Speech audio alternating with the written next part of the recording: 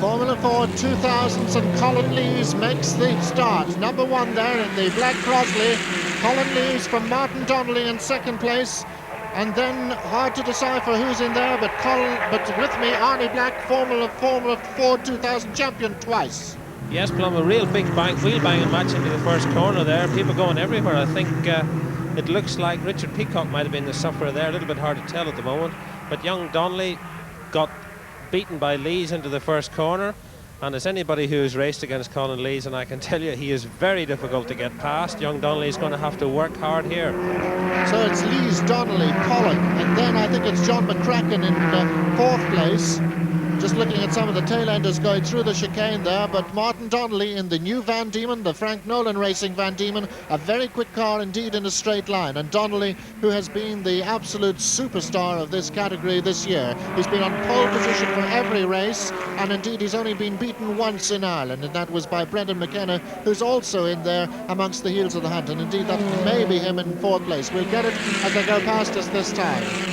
It's McCracken fourth, in fact. John McCracken going well, and here comes Donnelly in a bid down the outside into First Colonial. But not the place to do it, really, Arnie. No, very difficult to get round the outside there, Plum. Certainly with a man like Colin Lees, you're taking your life in your hands trying to get round the outside. And I don't think Donnelly is going to do it unless he drafts past him out through the chicane and onto the back straight. So Colin Lees in the race that his company are in fact sponsoring, the William A. Lees Formula 4 2000 Championship round, leading Martin Donnelly, then Jay Pollock, and I'm afraid that's Joey Green. And Joey Green in number 1, who is out of retirement to race today in the Delta, looked in problems. Looks like he damaged the rear suspension, the right-hand side, Plum, possibly in that wheel-banging accident. This time, Donnelly down the outside of the hairpin, and I really think he's just lining up Lees. He's in a very good position now to out-drag him out of the hairpin. So Donnelly just glancing over at Lees, has the Van Diemen, the superior power. It's got the Zach engine in it, and he goes into the lead, and I'd be quite surprised, but Lees having a go again. Colin is going to attack again, Plum, as he will all through the race, and he has made it round in front of him. Brilliant! And in fact he's gained about 3 car lengths in doing that. A really fantastic effort by Colin Lees. That's one of the hardest things to do at any circuit, to go round the outside of a guy, especially a guy as switched on as young Martin Donnelly. That's Lees showing that he has lost none of his class, and he's really getting to grips with this car now. So it's been a bad season for Colin Lees up to now.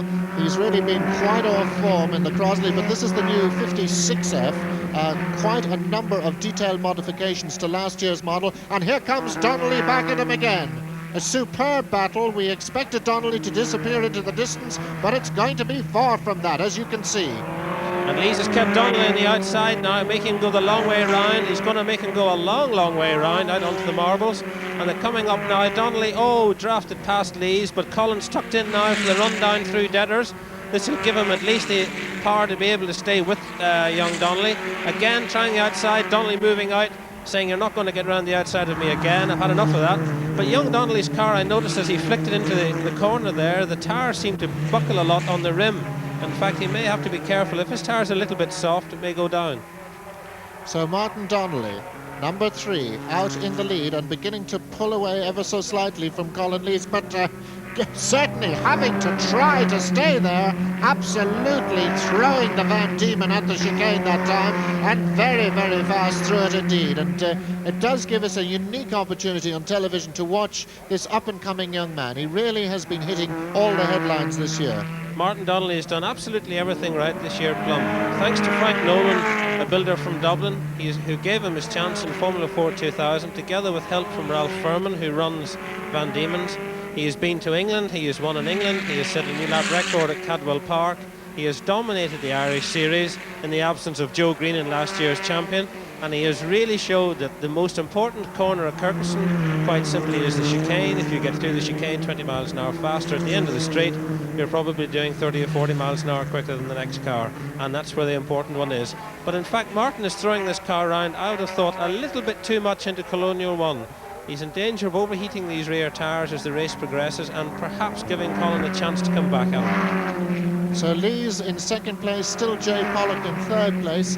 Then we have number 7, that's John McCracken, followed by number 17, Dennis McGall, and number 11, that's a man who's had a pretty bad season so far, Leslie Wright, in a similar car to the one you're watching at the moment, the new Van Diemen RF83. Very aerodynamic machine, very cloaked in, quite different from former Formula 4 2000 cars that we've seen. Seems to carry a lot of bodywork, but obviously the clean lines through the airstream is really working on this latest design from Ralph Furman.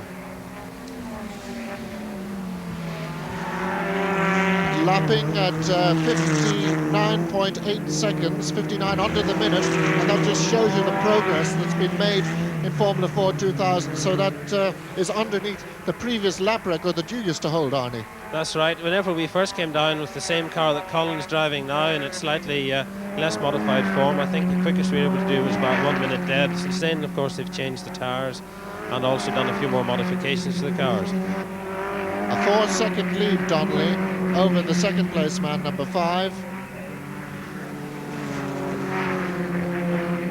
Colin Lees on the back straight with just coming up to complete his 9th lap with 2 laps to go once he goes over the line. And here's a nice little scrap. That's Jay Pollock just behind him in third, and then the dicing Dennis McGall and John McCracken. So Lees in second place, and there is the leader going through Fisherman's as Lees heads out towards that part of the circuit. Martin Donnelly all on his own, only 19 years old, only left school for 1 year, and showed incredibly well in Formula Ford 1600 in his first season only 2 years ago when he was the driver of the year in Ireland, then had a bad season last year and indeed a very serious accident here at Kirkistown where he was very lucky to step out of his absolutely shattered Formula Ford 1600. But then when the car was rebuilt, it was found to be basically wrong and handling wrong, and since then Martin has been right back on the winning trail. Yes, Martin had a car, Plum, which, as you say, was slightly set up wrong due to being issued with the wrong roll bars from the factory, and whenever he got the car back, correctly sorted out, he went on to win the Formula Ford Festival at Mandello, and in fact beat everybody that year who was anybody in 1600. And of course, it's not just a credit to the sponsor Frank Nolan who finances this effort, it's also a great credit to the mechanics who work at it, Ronnie McWhirter and Tommy Byrne, who put endless hours of free time into this motor car to make this 19-year-old Belfast man really get to the top.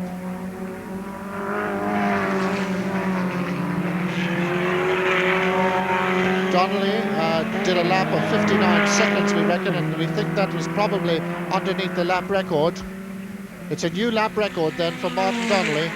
We have to confirm that time, but the reports are coming through of a 59-second lap, and that's a new lap record. He broke the lap record here at the last Kirkistown meeting no less than 4 times. Yes, Martin's been really throwing his car around here today. In fact, it's amazing to think that even with throwing the car around as much as this, he is able to still keep it going as quickly. Usually if you throw it around a bit, it tends to slow the car down, but it's nice to see Martin's car control here as he comes up to pass the RP27 of Liam Brady. No problem at all. In through the chicane, flick left, flick right, out past the other Royale and back out onto the straight. Oh, number 23 side there, Liam Brady, who's trying to get past, is in fact a private detective from Dublin, so he's taking his time to get past the private eye. Smokes down the inside, no problem whatsoever. Brady in his first season of racing. A little touch of the opposite lock there as he caught it. And coming up now towards the checkered flag, and a superb win for Martin Donnelly. There he takes it, the checkered flag waved by David Coffin. Over the line he goes, still waiting for Colin Lees just to take the flag now in second place, and then it's going to be Jay Pollock and Dennis McGall in third and fourth. So the locally built cars, second, third and fourth there, but now